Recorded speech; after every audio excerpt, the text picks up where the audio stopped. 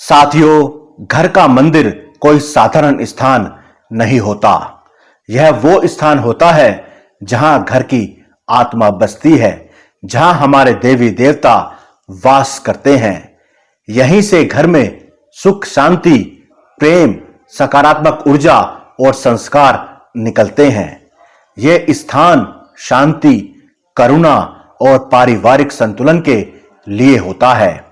ध्यान देना, घर का मंदिर तंत्र या युद्ध की ऊर्जा के लिए नहीं, बल्कि गृहस्थ जीवन को संभालने और संवारने वाली दिव्य ऊर्जा के लिए होता है, भक्ति के लिए होता है।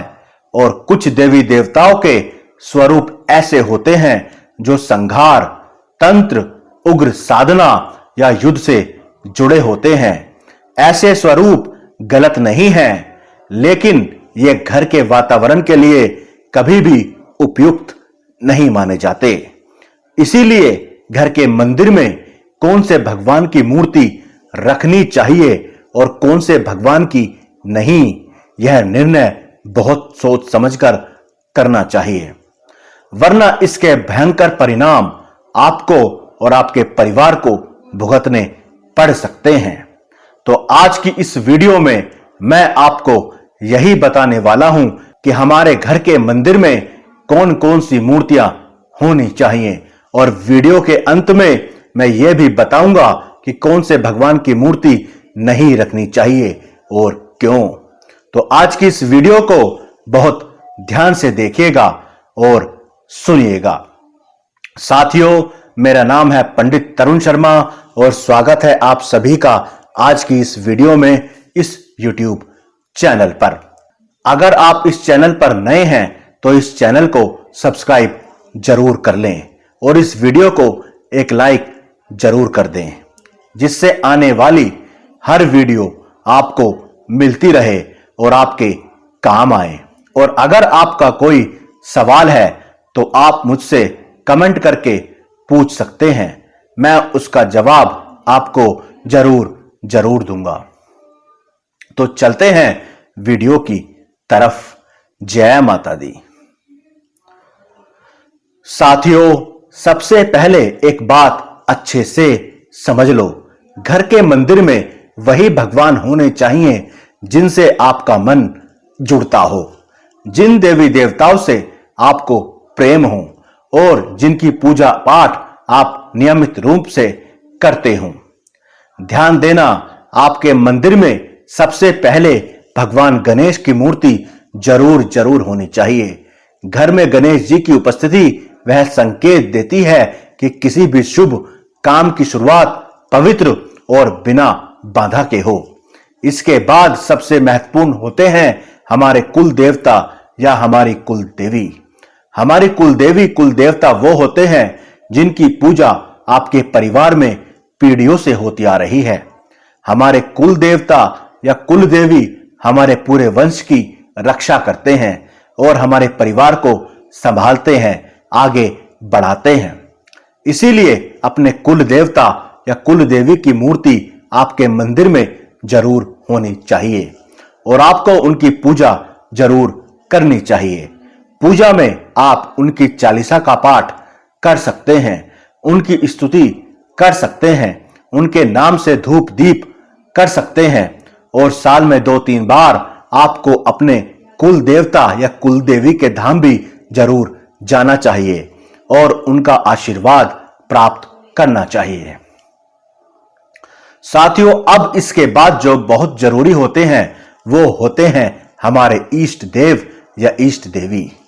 और हमारे इष्ट कोई भी हो सकते हैं, जैसे भगवान शिव, भगवान हनुमान जी, भगवान कृष्ण, भगवान राम या मां दुर्गा या मां काली या मां वैष्णो या भगवान गणेश या कोई और देवी देवता, जिनको देखकर आपको रोना आता हो, जिनसे आपका बात करने का मन करता हो, जिनके दर्शन को, जिनसे मिलने को आप तरसते हो और जिनसे आपको प्यार हो, वो होते हैं हमारे इष्ट। और उनकी मूर्ति आपके मंदिर में जरूर होनी चाहिए, बीचों बीच होनी चाहिए। साथियों, हमारे इष्ट से हमारा खास जुड़ाव होता है। उनसे हम अपनी हर बात शेयर करते हैं, उनके लिए रोते हैं, बिलखते हैं। उनमें हमारी पूरी आस्था होती है और हमारा भाव होता है। और साथियों, एक बात याद रखना, बिना भावना के, बिना भाव के रखी गई मूर्ति केवल एक वस्तु बन जाती है। इसीलिए घर के मंदिर में मूर्तियों की संख्या बहुत अधिक नहीं होनी चाहिए। बहुत सारी मूर्तियां रखने से पूजा भाव कम हो जाता है और ध्यान भटकता है। इसीलिए आपके मंदिर में अगर एक ही देवी देवता की बहुत सारी मूर्तियां हैं या तस्वीर हैं तो उन्हें हटा दें। और टूटी या खंडित मूर्तियां भी कभी नहीं रखनी चाहिए, क्योंकि उन्हें अशुभ माना जाता है। और सबसे महत्वपूर्ण बात यह है कि जिस भगवान की मूर्ति आप रखते हैं उनकी पूजा नियमित रूप से आप करें। मूर्ति रखने से अधिक जरूरी है श्रद्धा, अनुशासन और शुद्ध मन। साथियों, अब सबसे जरूरी बात जो सबको पता होनी चाहिए, घर के मंदिर में कभी भी उग्र स्वरूपों की मूर्ति कभी नहीं रखनी चाहिए। अत्यंत क्रोध में दिखाए गए देवी या देवता जिनमें रक्त, युद्ध, संहार या उग्र भाव दर्शाया गया हो, जैसे काल भैरव, उग्र भैरव, शमशान से जुड़े स्वरूप या तांत्रिक साधना वाले देवी देवता। इसका कारण यह है कि घर में बच्चे, बुजुर्ग, स्त्रियां और रोजमर्रा का जीवन होता है और उग्र ऊर्जा तपस्वी और साधकों के लिए होती है, गृहस्थ जीवन के लिए कभी नहीं होती। साथियों, मां काली स्वयं परम करुणामयी हैं, लेकिन उनका उग्र, शमशान या तंत्र प्रधान स्वरूप घर के मंदिर में नहीं रखना चाहिए। ऐसे स्वरूप विशेष साधना, नियम और गुरु मार्गदर्शन मांगते हैं। घर में बिना विधि विधान इस ऊर्जा को संभाल पाना बहुत कठिन हो जाता है। ये सब रक्षक और शक्तिशाली तो हैं, लेकिन ये गृहस्थ मंदिर के देव देवी नहीं माने जाते। इनकी पूजा विशेष नियमों, समय और संयम से होती है।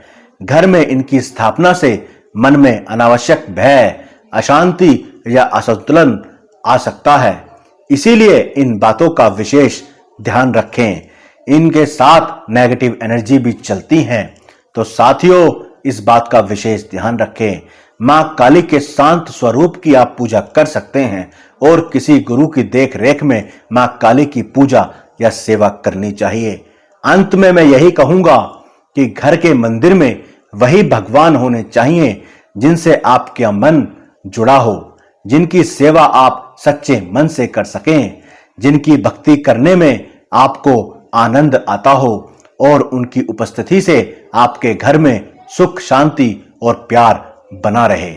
अगर यह वीडियो आपको अच्छी लगी हो और आपके काम आई हो तो इस वीडियो को एक लाइक जरूर कर दें और दूसरों को भी शेयर कर दें और कमेंट में जय माता दी जरूर लिखें। आपके ऊपर आपके इष्ट की, आपके कुल देवी कुल देवता की, भगवान गणेश की कृपा हमेशा बनी रहे। आप हमेशा ही आगे बढ़ें, आपका कल्याण हो, आपको अपने इष्ट का प्रेम जरूर मिले। जय माता दी, जय माता दी।